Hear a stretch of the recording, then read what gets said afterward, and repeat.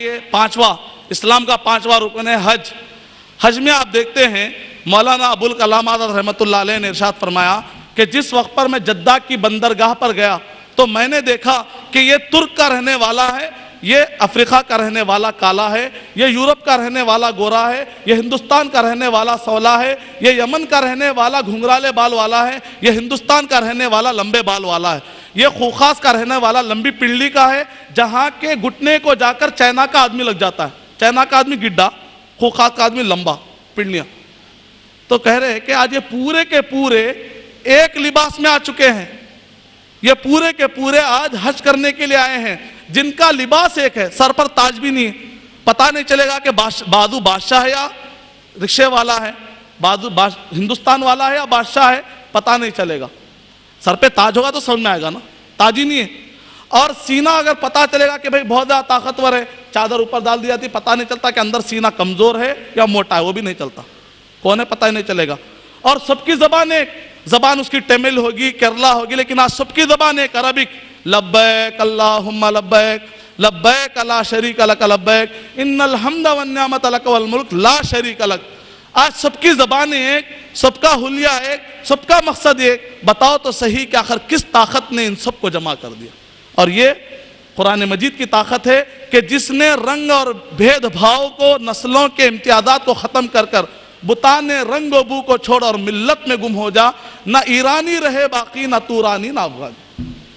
اور اب رہا مسئلہ قرآن مجید پر، قرآن مجید پر بھی کافی اعتراضات ہو رہے ہیں۔ قرآن مجید میں جو کانسیپٹ آف پیس ہے، اگر آپ قرآن مجید کا مطالعہ کریں گے تو میں ایک بات بالکل کھلے انداز میں، یہاں پر کوئی بھی اگر بیٹھے ہوئے ہوں یا کہیں پر بھی کوئی شخص دنیا میں پایا جاتا ہو، اگر وہ مجھ سے ڈیبیٹ کرنا چاہتا ہے تو میں ڈیبیٹ کرنے کے لیے تیار ہوں۔ اگر کوئی شخص یہ کہتا ہے کہ قرآن مجید دہشت گردی کو پھیلانے والی کتاب ہے تو میں اس سے ڈیبیٹ کرنے کے لیے تیار ہوں کہ قرآن مجید دہشت گردی کو نہیں بلکہ امن کو پھیلاتی ہے۔ اگر کوئی میرے اس نظریے کے خلاف بات کرنے کے لیے تیار ہے تو میں اس سے ڈیبیٹ کرنے کے لیے تیار ہوں۔ اور یہ میں نے اعلان 3 سال سے میں مسلسل ای ٹی وی اردو پر کر رہا ہوں۔ جتنے لوگ قرآن مجید کو بک آف ٹیررزم کہہ رہے ہیں، یا اسلام کو ریلیجن آف ٹیررزم کہہ رہے ہیں، یا محمد صلی اللہ علیہ وسلم کو پروفٹ آف ٹیررزم کہہ رہے ہیں، ای ٹی وی اردو سے 3 سال سے جب بھی مجھے موقع ملا میں نے 55 کنٹریز میں چیلنج پیش کیا ہے کہ آئے کوئی سامنے اور مجھ سے ڈیبیٹ کر لے اس ٹاپک پر اور ثابت کرے وہ مجھے قرآن مجید سے کوئی دہشت گردی کی ایک بات۔ ایسا ہو ہی نہیں سکتا، کوئی ثابت کر ہی نہیں سکتا۔ کھلا open challenge, open cheque, open paper sign کے ساتھ۔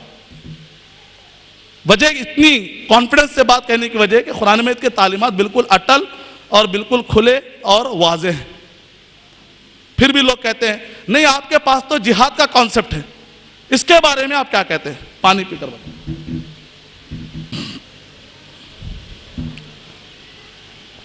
لوگ جب ہم امن کی بات کرتے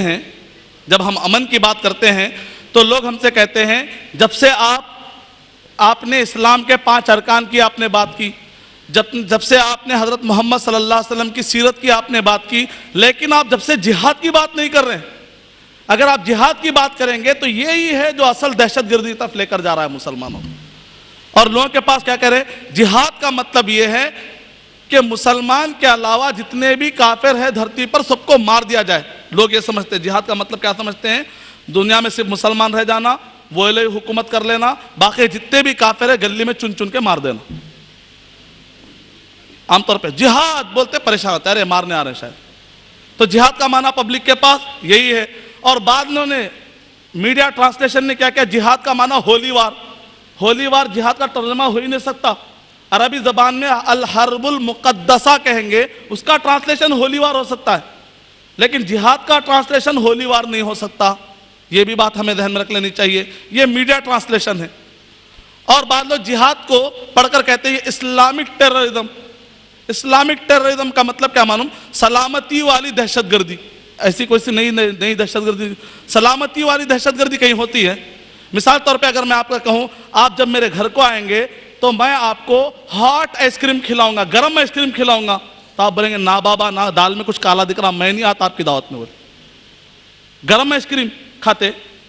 اچھا میں آپ کو یہ بولا کہ میرے گھر میں ایک ایسا چولہا ہے جو برف کی طرح ٹھنڈی آگ دیتا ہے, اس کے اوپر کھچڑی بنائے کھلاؤں گا. آتے دعوت کو, آپ بولیں یار لاجیکل بات ہے, جو آگ آ رہی ہے وہ ٹھنڈی آگ ہے, سمجھ میں نہیں آ رہی.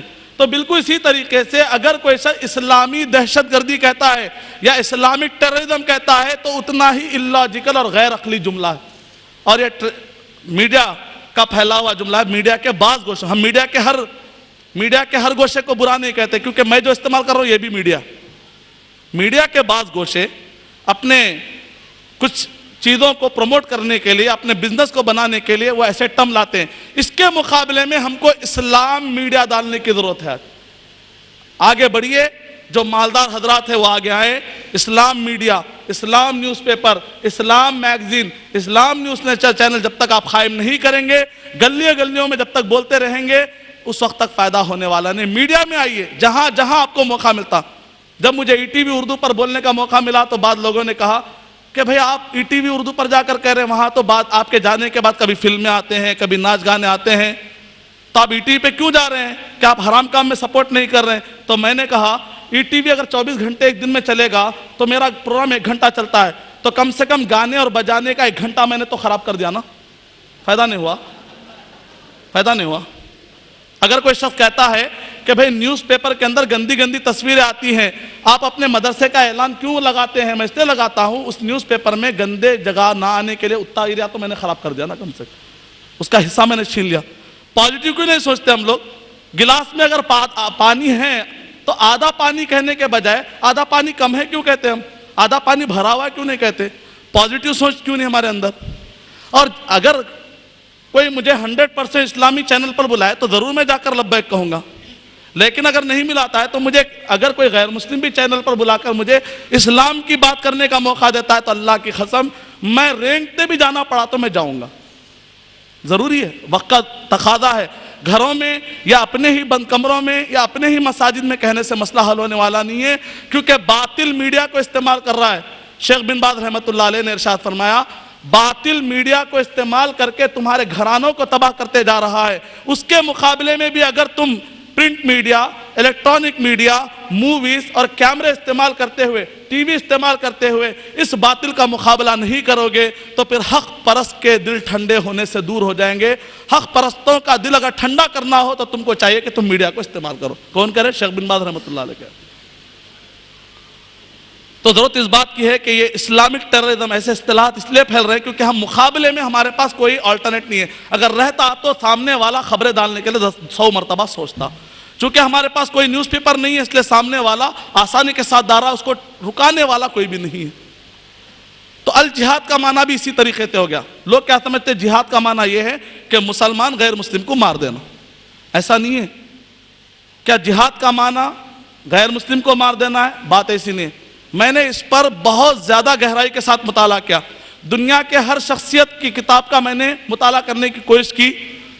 سب سے بہترین ڈیفینیشن علامہ ابن تیمیہ رحمۃ اللہ علیہ کا ملا. قرآن مجید اور صحیح احادیث کا اگر آپ سروے کریں گے تو سب سے بیسٹ ڈیفینیشن علامہ ابن تیمیہ رحمۃ اللہ علیہ نے کیا.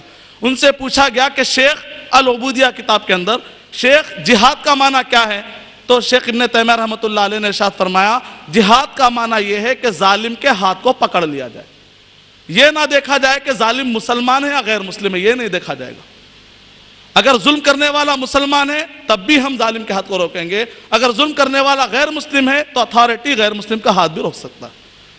جیسے پولیس والا ہوتا ہے, اگر چوری کرتا ہے تو مسلمان غیر مسلم کو دیکھے بغیر اگر صحیح آنےسٹ پولیس والا ہو تو اس کو کیا کرنا چاہیے؟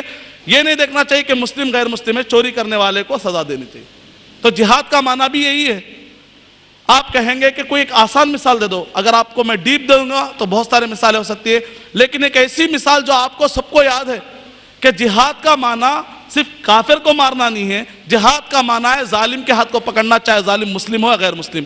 دلیل حضرت ابو بکر صدیق رضی اللہ تعالیٰ عنہ نے جیسے ہی خلیفہ آپ بن گئے, حضرت ابو بکر صدیق رضی اللہ تعالیٰ خلیفہ بننے کے بعد آپ نے سب سے پہلے 3 لوگوں کے خلاف جنگ کی. اس میں سے ایک جنگ آپ نے کس کے خلاف کی؟ زکوٰۃ نہ دینے والوں کے خلاف. زکوٰۃ مسلمان دیتے ہیں کہ غیر مسلم؟ مسلمان دیتے ہیں. کہا کہ واللہ لو قاتلن, اللہ کی قسم میں جہاد بالسیف کروں گا. میں قتال کروں گا اس شخص کے خلاف جو نبی اکرم صلی اللہ علیہ وسلم کے زمانے میں زکوٰۃ دیتا تھا اور آج زکوٰۃ نہ دینے کی بات کر رہا ہے۔ یہاں پر ابو بکر صدیق رضی اللہ تعالیٰ جہاد کس کے خلاف کر رہے ہیں؟ مسلمان کے خلاف۔ اس کا مطلب جہاد کا معنی کافر کو ماننا نہیں ہے، جہاد کا معنی ہے ظالم کے ہاتھ کو پکڑنا۔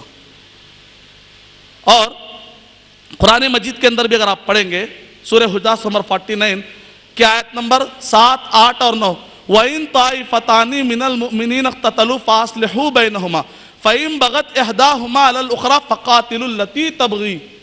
یعنی اگر مسلمانوں کے دو گروہ آپس میں لڑ پڑیں تو ایسے وقت پر دونوں کو صلح کرانے کی کوشش کرو۔ اگر اس میں سے ایک بغاوت پر آ جائے، ظلم کرنے پر آ جائے، تو تم سب مل کر اس بغاوت والے کے خلاف لڑو کہہ رہے۔ یہاں پر کیا کہہ رہے ہیں؟ مسلمانوں کے خلاف لڑنے کی بات کر رہے ہیں۔ جو ظلم کرنے والا مسلمان ہے اس کے خلاف لڑنے کی بات ہو رہی ہے یہاں پر۔ اور کئی لوگ یہ سمجھتے ہیں جہاد کا معنی قرآن مجید میں صرف لڑنے کے لیے آیا ہے، بات ایسا نہیں ہے۔ اگر آپ پڑھیں گے سورہ فرقان سورہ نمبر 31 کے آیت نمبر 14 کے اندر، تو اللہ سبحانہ و تعالیٰ نے وہاں پر جہاد کا ذکر غیر مسلم کے لیے کیا، وَإِن جَاهَدَاكَ عَلَىٰ أَن تُشْرِكَ بِي۔ جہاد کا معنی اگر تم ماں باپ، بچہ اگر کلمہ پڑھ لیا، بچہ کلمہ پڑھ چکا ہے، تو اس کلمہ پڑھنے والے کے ماں باپ اگر جد و جہد کرتے ہیں، محنت کرتے ہیں، جہاد کرتے ہیں اس کو واپس کفر کی طرف لے جانے کے لیے، تو بچوں کیا کہہ رہے ہیں؟ دنیاوی اعتبار سے حسن سلوک رکھو، دینی اعتبار سے ان کی اطاعت مت کرو کہہ رہے ہیں۔ یہاں پر جہاد کا ورڈ کس کے لیے استعمال ہو رہا ہے؟ غیر مسلم کے لیے۔ تو جہاد یہاں پر مانا ہے محنت کرنا۔ جہاد کا میننگ ہمیشہ مارنے کے لیے نہیں آتا۔ اگر آپ پڑھیں گے سورہ فرقان نمبر 25 کے آیت نمبر 52 میں، وَجَاهِدْهُمْ بِهِ جِهَادًا كَبِيرًا کہہ رہے ہیں۔ یہ مکے کی آیت ہے اور جہاد کا ورڈ یہاں پر مکی سورہ میں آیا ہے۔ مکے کے اندر قتال کا حکم ہوا تھا، لڑائی کا حکم ہوا تھا؟ نہیں ہوا تھا۔ یہاں پر جہاد کا ورڈ قرآن مجید سے جہاد کرو کہہ رہے ہیں۔ نعوذ باللہ، اس کا معنی کہ قرآن اٹھا پھینک کے مارو، یعنی مطلب یہ ہے کہ قرآن مجید کے ذریعے سے انہیں نصیحت کرو۔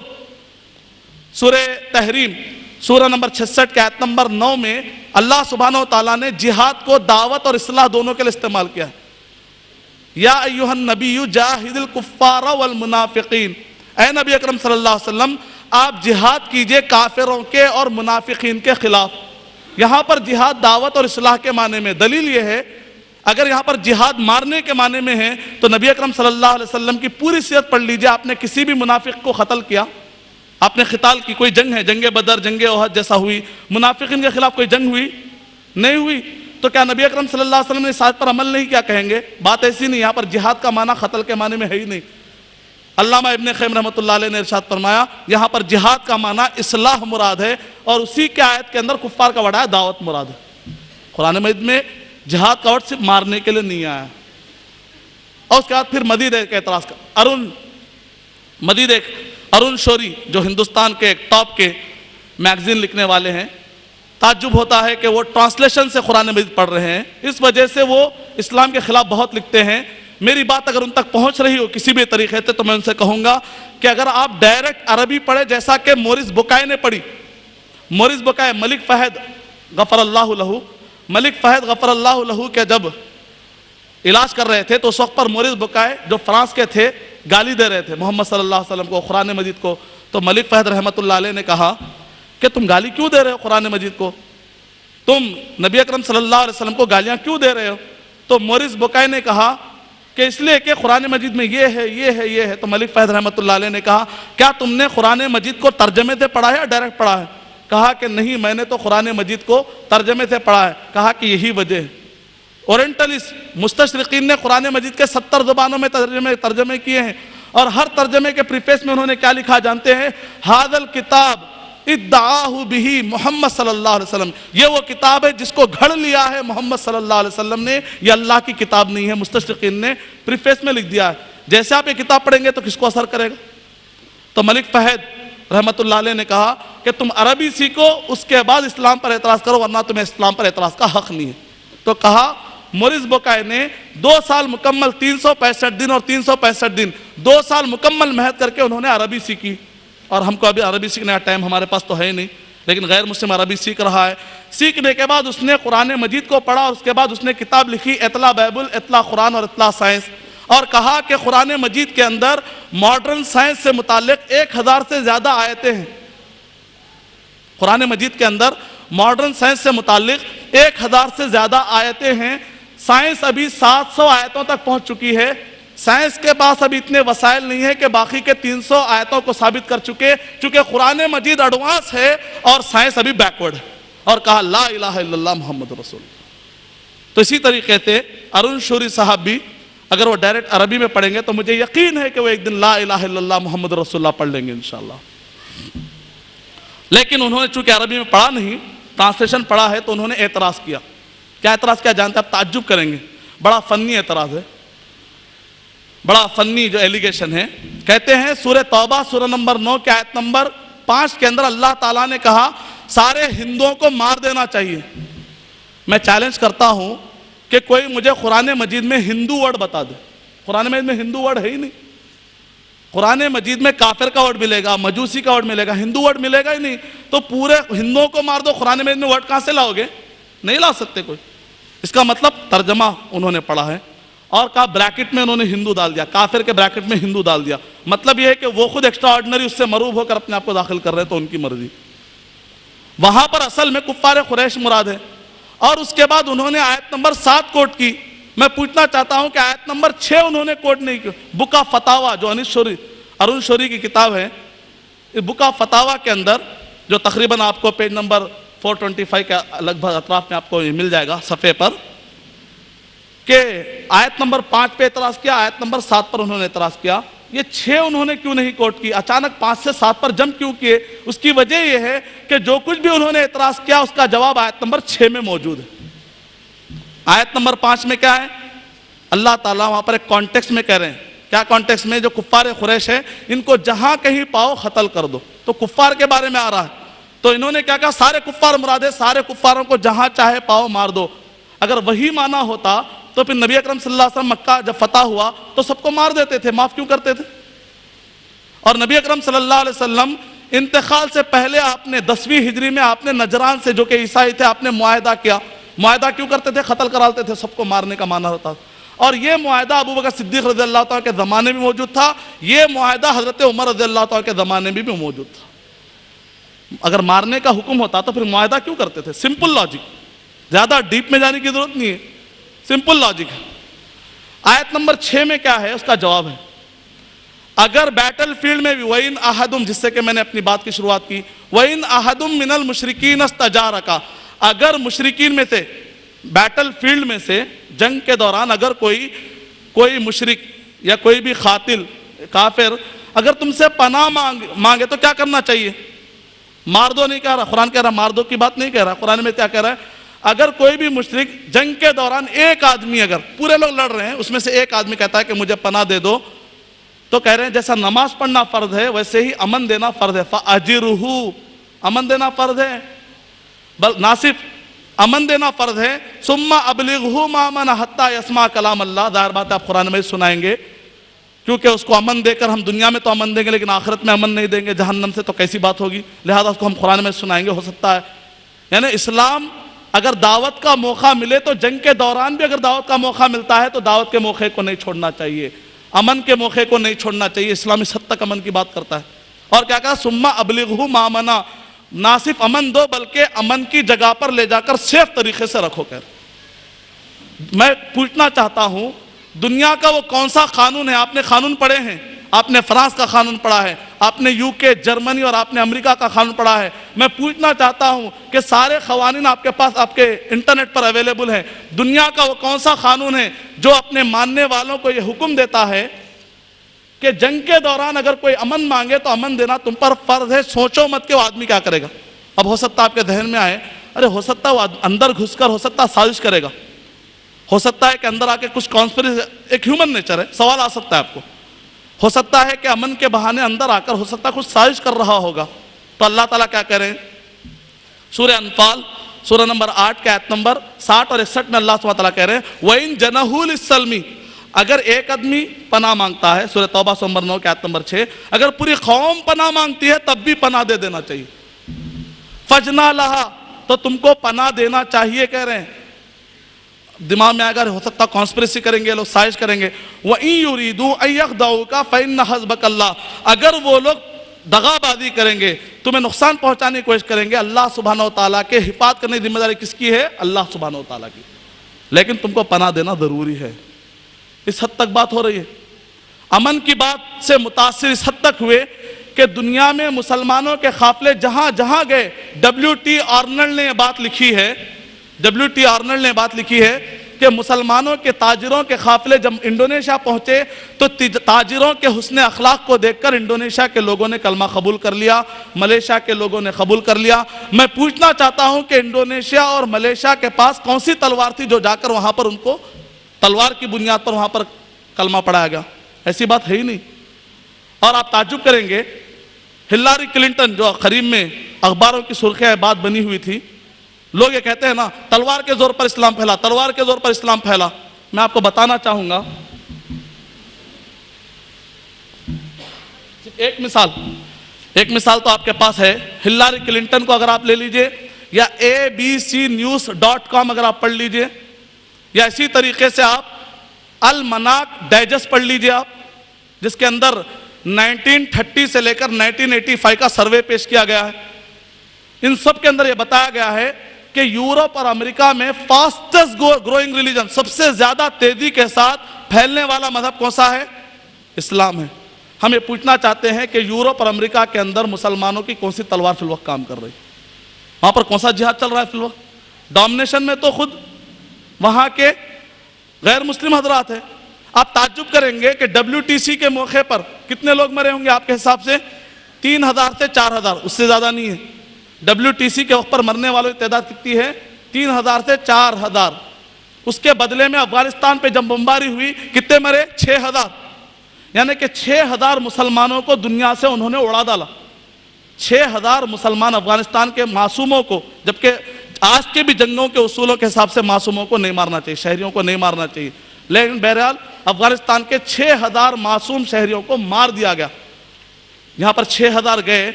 WTC کے بعد کلمہ کتنے پڑے؟ 34000 مسلمان ہوئے۔ 34000 لوگ، 6000 کے بدلے میں اللہ تعالیٰ نے ہم کو 34000 مسلمانوں سے نوازا۔ شکاگو کی ایک مسجد میں، جہاں کی جامع مسجد میں آج بھی ایک امام ہیں، بہت ہی بانور چہرے والے، داڑھی والے۔ ان سے پوچھا گیا کہ آپ تو دیکھنے میں امریکن لگتے ہیں، آپ ادھر خطیب بنے ہوئے ہیں؟ تو انہوں نے کہا WTC کے واقعے سے پہلے میں بھی کرسچن ہی تھا۔ ہوا یہ کہ جب WTC کا واقعہ پیش آیا تو اس